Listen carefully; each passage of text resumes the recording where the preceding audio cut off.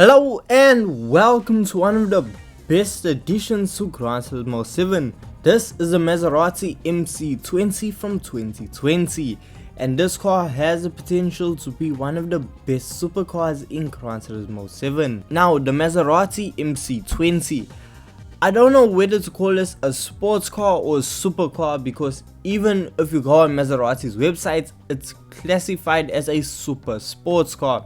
But for this video, we're just gonna call it a supercar. So, what do you get when you purchase the Maserati? So, for spending 300,000 credits, you get the Maserati MC20. And this car comes with a twin turbocharged 3-liter V6 that puts out 621 brake horsepower. It's mid-engine rear-wheel drive, only weighs 1,500 kgs, which is 3,307 pounds. Which, when it comes to handling in Gran Turismo 7, it's actually a lot of fun.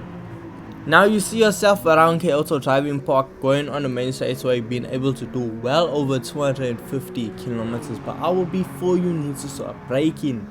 Now this is honestly such a pleasure to drive. The Maserati MC20 is just an enjoyable experience once you get behind the wheel of it. And if I have to compare it to a vehicle in Gran Turismo 7, that has to be the Ferrari F8 Tributo. That is an extremely rapid Ferrari, and the Maserati actually gives it a run for its money. Whether you want to use it in its standard form or you want to use it fully upgraded, the Maserati MC20 is just a glorious vehicle to get behind the wheel of. When it comes to acceleration, braking, steering, it is just so responsive. It listens to your input, computes it, and then delivers.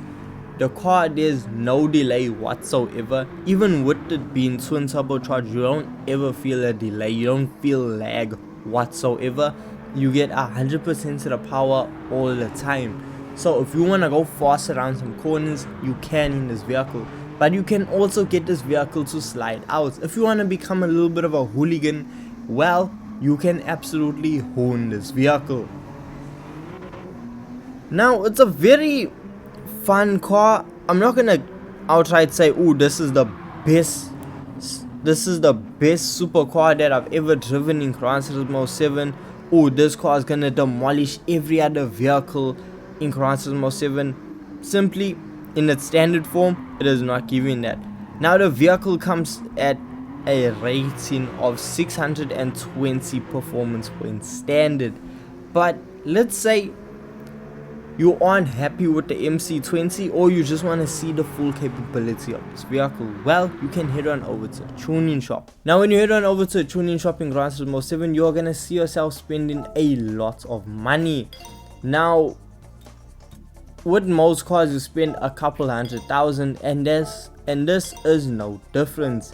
Now once we actually fully upgrade this vehicle, and there's actually no stage 5 weight reduction, which was actually quite shocking, because a vehicle of this caliber, it just seems like something we would have. So once we fully upgrade the car, it produces 974 brake horsepower and a weight of 1,170 kgs. So we remove a lot of weight out of this vehicle and add even more power. So this car should be an absolute handful. But before we go and take it back on the track, we need to go and look at the customization. And since it's Gran Turismo 7, we receive one option for each part of the vehicle. We have one front splitter, one side skirts, one rear diffuser, as well as one option for the rear wing, or you could make a custom rear wing. It's really up to your liking. Or if you're really not on the creative side, you can just head on over to the community page and just pick up a livery. Once you finally get behind the wheel of this car, now that it is fully upgraded, it is a completely different animal. This car, it feels like a full-on race car. Just the sounds it makes when it shifts. I'm actually gonna keep quiet, just listen to this.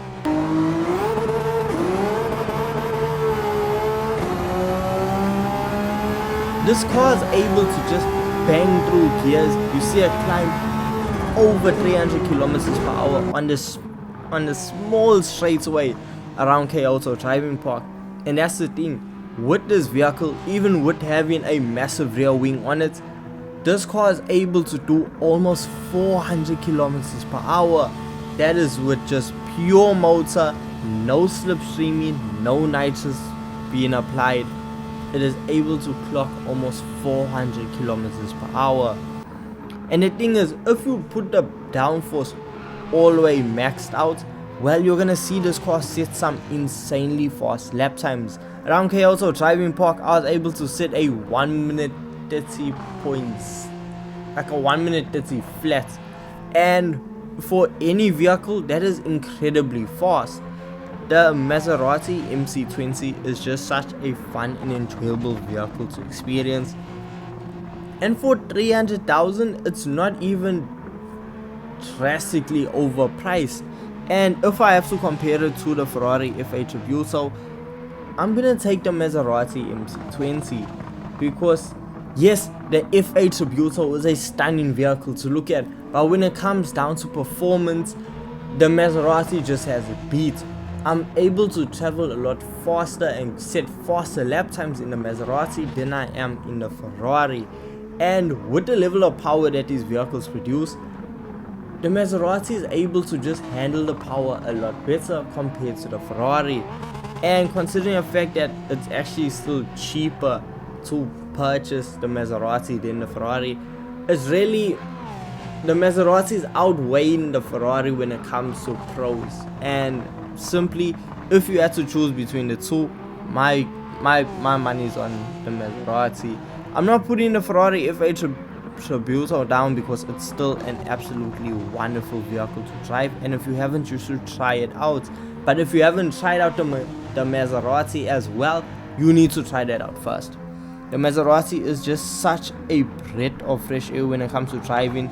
There was no moments where I thought, okay, you know what, this is getting a bit sketchy, you know, I really need to control myself, or I just need to watch out because I'm going to end up in a barrier. That is not the case. If you need to slow down, the brakes are exceptional on this vehicle. When you need to slide the vehicle out, by all means, you can get this vehicle to slide. But when you want to put the power down and get around corners as fast as possible, you will find yourself going around some corners completely flat out. So, Maserati, overall, it's an amazing supercar. For the price, it's just absolutely bang on. It's proper value for money. And if you haven't tried it out yet, you really need to. When it comes to using a Maserati, once we fully upgraded, we see we are just shy of 800 performance points. Now, when it comes to even just detuning this vehicle for the WTC 700 events around Le Mans, it's just not efficient. On fuel map level 5, you get about 2 laps out of it, and it's really just not ideal. It's not the best thing you can use. You can use it, which, I mean, look, if you want to try it out or try something different, by all means go for it. However, it's just simply not efficient. So this car really doesn't have a place when it comes to money grinding, but it is still an exceptional supercar that you should consider trying out. So with all this being said, I hope you guys did go on to enjoy this video. Don't forget, leave a like and subscribe for more Gran Turismo 7 content, and I'll see you guys in the next one. Peace.